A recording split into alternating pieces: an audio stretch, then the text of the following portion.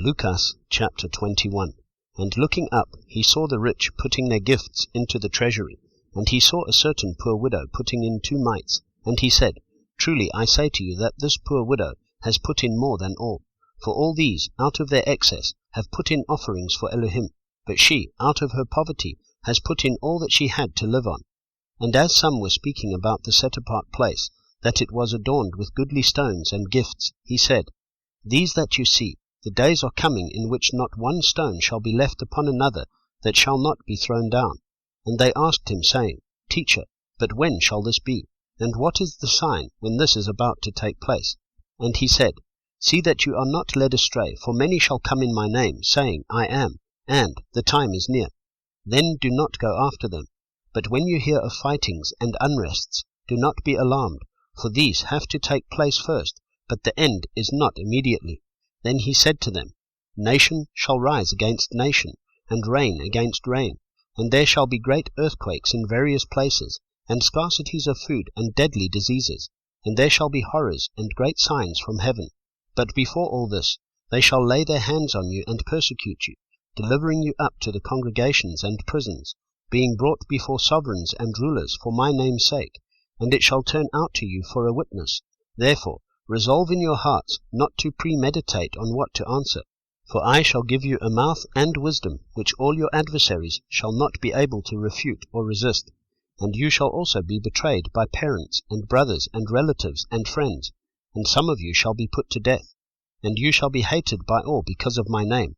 But not a hair of your head shall be lost at all. Possess your lives by your endurance. And when you see Jerusalem surrounded by armies, then know that its laying waste is near.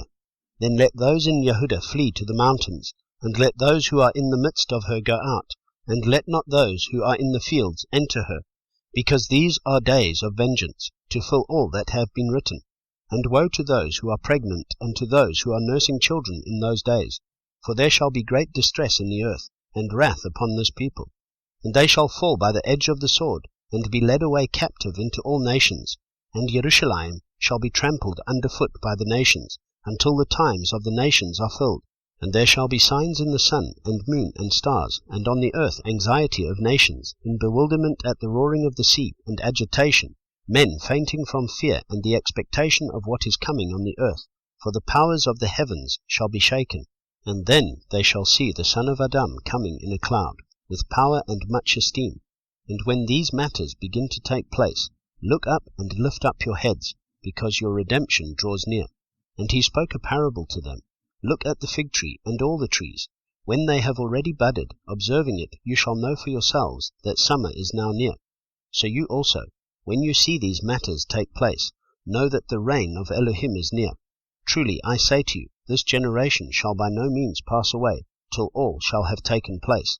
The heaven and the earth shall pass away, but my words shall by no means pass away. And take heed to yourselves, lest your hearts be weighed down by gluttony, and drunkenness, and worries of this life, and that day come on you suddenly. For it shall come as a snare on all those dwelling on the face of all the earth. Watch then at all times, and pray that you be counted worthy to escape all this about to take place, and to stand before the Son of Adam. And he was teaching in the set-apart place by day, but at night he went out and stayed on the mountain of Olives. And early in the morning all the people came to him in the set-apart place to hear him.